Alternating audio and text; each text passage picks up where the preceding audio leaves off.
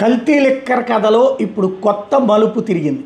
అది ప్రభుత్వమే తిప్పిందా, అధికార పక్షమే తిప్పిందా ఏదన్నా పక్కన పెడితే జోగి రమేష్ని ఇందులోకి లాగే ప్రయత్నం బిగినైంది. జోగి రమేష్ చెప్తేనే నకిలీ మద్యం తయారు చేశా అంటూ ఈ నకిలీ లిక్కర్ కేసులో A1 జనార్దన్ ఇచ్చినటువంటి వీడియో స్టేట్మెంట్ ఇప్పుడు వైరల్ చేస్తోంది తెలుగుదేశం. టీడీపీని బద్నాం చేయాలని చెప్పి జోగి రమేష్ చెప్పాడని, అందుకోసమే నేను ఈ మద్యం తయారు చేశాను, మొలకలూరులో నకిలీ మద్యం తయారీలతో చంద్రబాబుకి ఇరుకుని పెట్టాలందే జోగి ప్లాన్ అంటూ జనార్దన్తో ఒక స్టేట్మెంట్ ఇప్పించారు. వాస్తవంగా జనార్దన్ ఇక్కడికి రాగానే పట్టుకుని అరెస్ట్ చేసి పోలీసులు జైల్లో పెడితే అతను స్టేట్మెంట్ ఇచ్చాడు, అది వైరల్ అయ్యింది. అంటే ఇప్పుడు కల్తీ లిక్కర్ విషయంలో పక్కన సిట్టేసి ఇదంతా జరుగుతున్నప్పుడు పబ్లిక్ అందరిలో ఒక నెగిటివ్ అయినటువంటి సందర్భంలో దాన్ని డైవర్ట్ చేయడానికి ఇప్పుడు జోగిని అందులోకి లాగి జోగి చెప్తే జనార్దన్ రావు చేశాడు అన్నటువంటి కోణాన్ని ఏది తెలుగుదేశం పార్టీకి సంబంధించినటువంటి ఎమ్మెల్యే క్యాండిడేట్ జయచంద్రారెడ్డి అంచాడు, లేకపోతే అతను సహచరుడు అయినటువంటి జనార్దన్ రావు వైసీపీకి సంబంధించి జోగి రమేష్ చెప్తే చేశాను అన్నటువంటిది చెప్పడం ఇక్కడ విచిత్రమైంది. ఈ స్టేట్మెంట్ అటువైపుకి తీసుకుని వెళ్ళేటటువంటి ప్రయత్నం జరుగుతున్నట్టు కనబడుతోంది. తాజాగా దీనికి సంబంధించినటువంటి వీడియోని ఇప్పుడు రిలీజ్ చేశారు.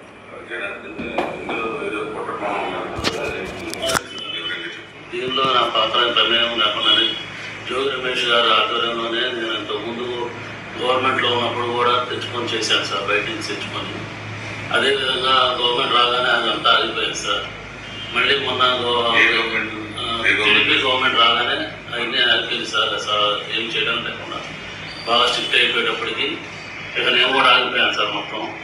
ఆ తర్వాత ఏప్రిల్లో 2025 ఆ టైంలో మళ్ళీ జోగి రమేష్ గారు నన్ను కాంటాక్ట్ చేసి మాట్లాడదామంటే నేను మన తమ్ముడు ద్వారా మాట్లాడాను సార్. టీడీపీ గవర్నమెంట్ మీద ఏదో రకంగా మనం పొలకసాలాలి, వాళ్ళకి యాడ్ చేయాలి, మనకి అప్పుడు మైలేజ్ ఎక్కువ ఉంటుంది అని నువ్వు ఇంతకుముందు చేసేవాడు కదా, చేశారు కదా, వాళ్ళందరినీ మళ్ళీ పిలిచి లేలే పెట్టాను సార్.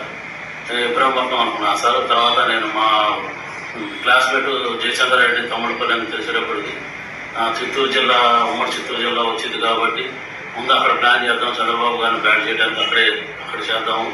సో నేను అక్కడ వైన్ షాప్లో వాళ్ళకి వచ్చినాయి, వాళ్ళు చేసుకోలేకపోతే నేను తీసుకుంటున్నానని చెప్పి జోగి రమేష్ గారు చెప్పాను సార్. అయితే అక్కడే ప్లాన్ చేయాలని చెప్పారు. నేను అక్కడ లోపల అతను ఉన్న భారతీయ శబ్దాన్ని అతను పట్టుకొని అవన్నీ రూమ్ అద్దెకి తీసుకొని వేరే వాళ్ళ పేరు మీద అక్కడ సెటప్ అంతా చేశాను సార్. చేసిన తర్వాత ఎవరైతే ఉన్నారో వాళ్ళకి తెప్పించి అన్నీ రెడీ చేయించు,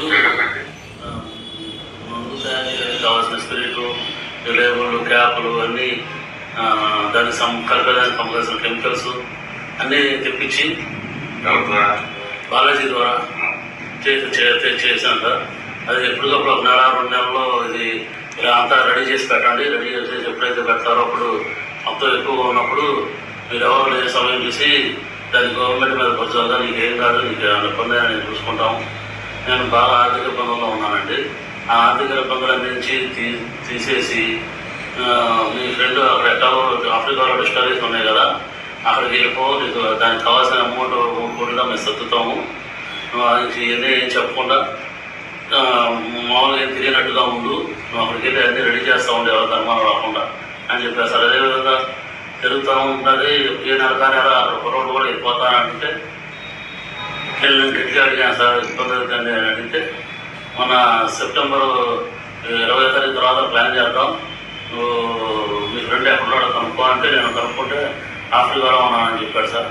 అయితే నువ్వు కూడా ఆఫ్రికా వెళ్ళిపో, అతనితో టచ్లో ఉంటూ నేను పెట్టుబడి పెడతానని చెప్పి కమిట్మెంట్ తీసుకో, నీకు ఇబ్బంది లేకుండా ఉంటుంది, మేము ఇక్కడ అడ్జస్ట్మెంట్ చేస్తాం, అమౌంట్ అంతా మీకు బ్రదర్ చేస్తాం, మీకు ఎటువంటి పరిస్థితులు ఏమీ ఇబ్బంది లేకుండా మేము చూసుకుంటాము, ఎట్లా ఇబ్బందులు పడ్డావు కదా, నీకు ఎందుకంటే ఇబ్బంది ఏం పడతావు, దాన్ని వెళ్ళిపో, అక్కడైతే నీకు అన్ని రకాలుగా ప్లస్ అయితే నీకు బాగుంటుంది. మాకు కూడా ఇక్కడ గవర్నమెంట్ మీద ఈ తప్పుడు ఆరోపణలు చేస్తే మాకు కూడా కలిసి వచ్చింది, మాకు కూడా మా వైసీపీ గవర్నమెంట్ కూడా కలిసి వచ్చింది అని కొన్ని రకాల భయపెట్టి కొంచెం డబ్బు లాస్ట్ చూపి అన్ని రకాలుగా చేశారు సార్ నన్ను. ఆ తర్వాత లాస్ట్కి ఇంకా 20 నేను టికెట్ బుక్ చేసుకున్నానని చెప్పాను సార్, 24 వెళ్తానికి. అప్పుడు 23 మళ్ళీ ఇంటికి రమ్మన్నాను సార్. ఇంటికి వెళ్ళాను సార్. నేను వాళ్ళ ఇంటికి వెళ్ళినప్పుడు అక్కడ లోకల్ నాయకులు జోగి రమేష్ గారు, రాము, నాగిరెడ్డి, స్వామి గారు అట్లా ఉన్నారు సార్. ఇంకా పిఏ రాము అందరూ ఉన్నప్పుడు ఒక నిమిషం మామూలుగా మాట్లాడి తర్వాత వాళ్ళందరినీ ఒకే సెట్ చేసి వాళ్ళు వెళ్ళిపోయారు సార్. వాళ్ళు వెళ్ళిపోయిన తర్వాత ఇవన్నీ డిపార్ట్మెంట్ ద్వారా మన సురేష్ ద్వారా ఏలూరు జిల్లా